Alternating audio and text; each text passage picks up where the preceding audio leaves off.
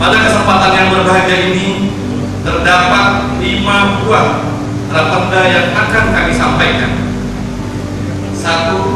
Rancangan peraturan daerah tentang rencana pembangunan jangka menengah daerah tahun 2025 sampai 2029. 2. Rancangan peraturan daerah tentang pemilihan kepala desa. 3. Rancangan peraturan daerah tentang perubahan keempat atas peraturan daerah nomor 14 tahun 2016 tentang pembentukan dan susunan perangkat daerah. 4. Rancangan peraturan daerah tentang pemberian insentif dan pemberian kemudahan berusaha penanaman modal di Kabupaten Klaten.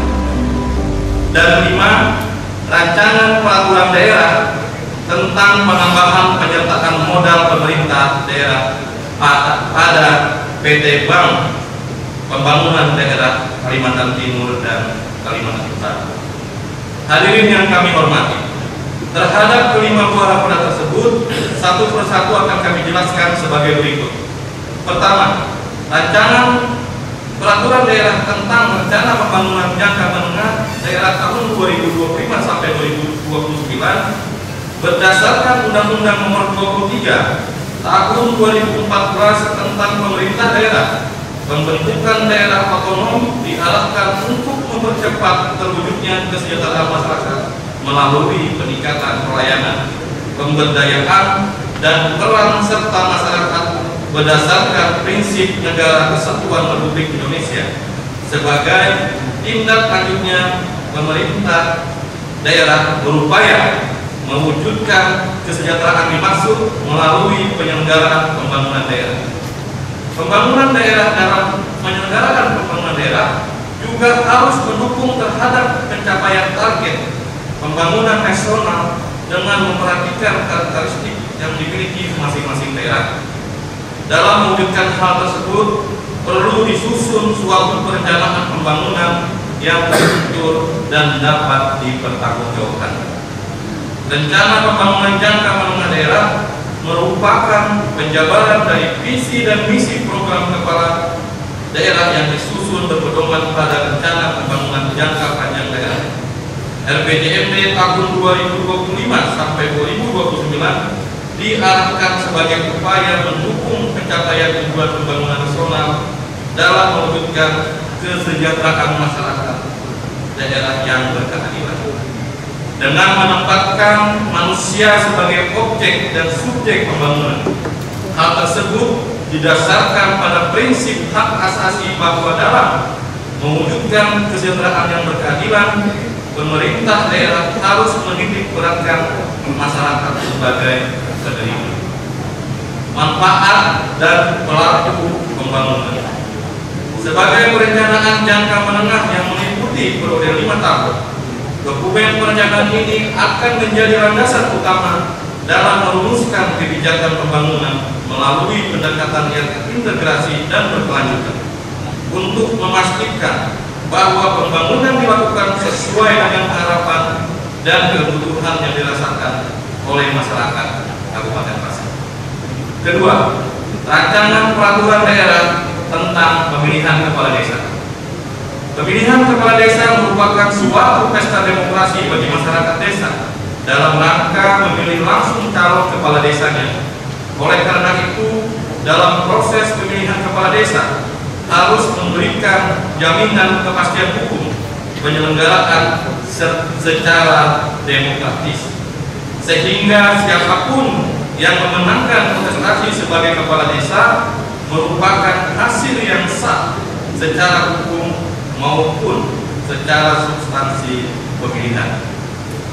Pemerintah daerah saat ini telah memiliki Peraturan Daerah Kabupaten Pasir Nomor 7 Tahun 2016 tentang pemilihan kepala desa. Namun, dalam perkembangannya sudah tidak sesuai lagi dalam kondisi saat ini dan ketentuan peraturan perundang-undangan, sehingga perlu diganti terbitnya Undang-Undang Nomor 3 Tahun 2024 tentang perubahan kedua atas Undang-Undang Nomor 6 Tahun 2014 tentang desa. juga memberikan semangat baru dalam kontestasi pemilihan kepala desa. Berdasarkan pasal 39 Undang-Undang Desa yang terbaru, jabatan kepala desa yang sebelumnya selama 6 tahun direvisi menjadi 8 tahun dengan ketentuan dapat menjabat paling banyak 2 kali masa jabatan secara berturut-turut atau tidak secara berturut-turut. Sehingga di waktu yang tepat ini, maka kami usulkan rancangan peraturan daerah Kabupaten Pasir tentang pemilihan kepala desa dengan harapan agar aturan hukum yang kita bentuk dapat menjadi payung hukum dalam pelaksanaan pemilihan kepala desa yang akan dilaksanakan tidak lama lagi. Ketiga, rancangan peraturan daerah tentang perubahan keempat atas peraturan daerah nomor 14 tahun 2016 tentang pembentukan dan susunan perangkat daerah. Dalam kesempatan kali ini, kami akan menyampaikan perubahan dalam peraturan daerah nomor 14 tahun 2016 tentang pembentukan dan susunan perangkat daerah terkait peningkatan klasifikasi Badan Penanggulangan Bencana Daerah. Dalam susunan organisasi BPBD terdapat unsur pelaksana yang dipimpin oleh seorang kepala pelaksana yang membantu kepala BPBD dalam penyelenggaraan tugas dan fungsi unsur pelaksana BPBD sehari-hari. Kepala pelaksana dalam hal ini adalah jabatan struktural eselon 3, sedangkan kasubag atau usaha dan kepala seksi adalah jabatan struktural eselon 4, yang berarti bahwa BPBD ditetapkan sebagai organisasi perangkat daerah dengan klasifikasi B. Dalam melaksanakan tugasnya, unsur pelaksana menyelenggarakan fungsi pengorganisasian, pengomandoan, dan pelaksanaan penanggulangan bencana secara terintegrasi meliputi pra-bencana, saat bencana atau tanggap darurat, dan pasca bencana. Fungsi pengkoordinasian merupakan koordinasi dengan seluruh satuan perangkat daerah Kabupaten Pasir, instansi vertikal, lembaga usaha, atau pihak lain yang diperlukan pada setiap tahapan penanggulangan bencana.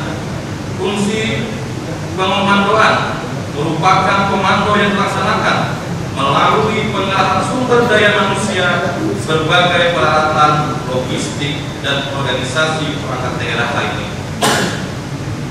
Instansi vertikal dan sebagaimana serta langkah-langkah lain yang diperlukan dalam rangka penanganan daerah bencana, sedangkan fungsi pelaksanaan merupakan pelaksanaan tugas secara terorganisasi dan terintegrasi dengan seluruh organisasi perangkat daerah Kabupaten Pasir.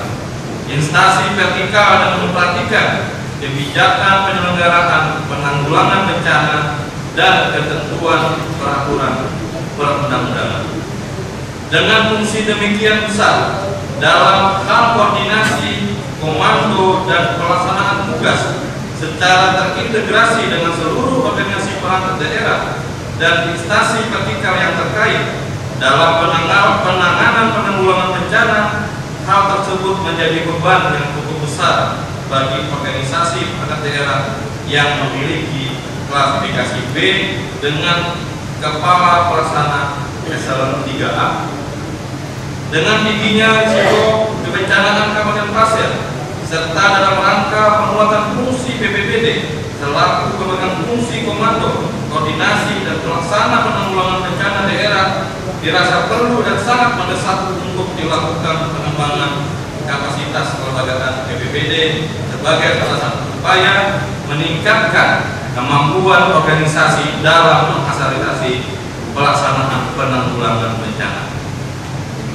Secara realistis, objektif, dan idealitas, penanggulangan bencana akan menjadi penting bagi pemerintah Kabupaten Pasir untuk meningkatkan klasifikasi Badan Penanggulangan Bencana Daerah menjadi perangkat daerah klasifikasi A dengan kepala pelaksana eselon 2B. Keempat, rancangan peraturan daerah tentang pemberian insentif dan pemberian kemudahan berusaha penanaman modal di Kabupaten Pasir. Pemberian insentif dan kemudahan bagi penanaman modal menjadi prinsip yang sangat penting dalam pembangunan nasional Indonesia. Prinsip ini tercermin dalam alinea keempat muka 5 Undang-Undang Dasar Negara Republik Indonesia tahun 1945 yang menyatakan tujuan negara untuk mewujudkan kesejahteraan masyarakat. Dari segi filosofis, prinsip pemberian insentif dan kemudahan penanaman modal mengacu pada nilai-nilai dasar keadilan sosial, hak asasi manusia, dan prinsip-prinsip ekonomi yang adil. Dan perspektif sosiologis pemberian insentif dan kemudahan penanaman modal juga mempertimbangkan dampaknya kepada masyarakat setempat, keterlibatan masyarakat setempat dalam proses investasi, dan peluang pelatihan serta pengembangan keterampilan adalah langkah penting dalam membangun hubungan positif antara pelaku usaha dan masyarakat. Pemberian insentif dan kemudahan juga memberikan peluang bagi masyarakat setempat untuk meningkatkan keterampilan dan partisipasi dalam sektor-sektor usaha yang menjadi fokus investasi.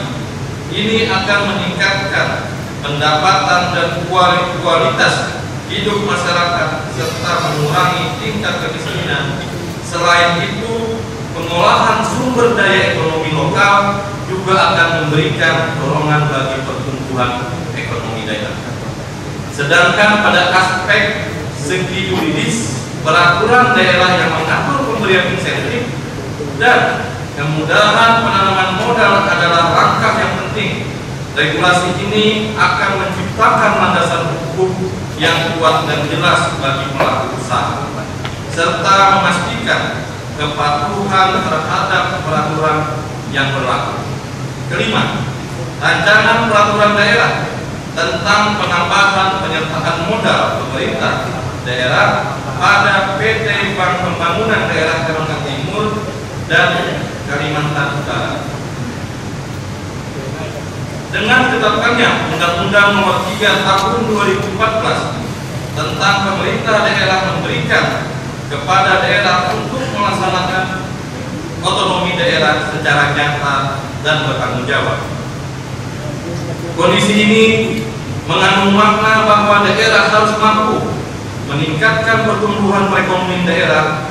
Untuk itu perlu upaya-upaya dan usaha-usaha untuk memupuk serta meningkatkan pendapatan daerah.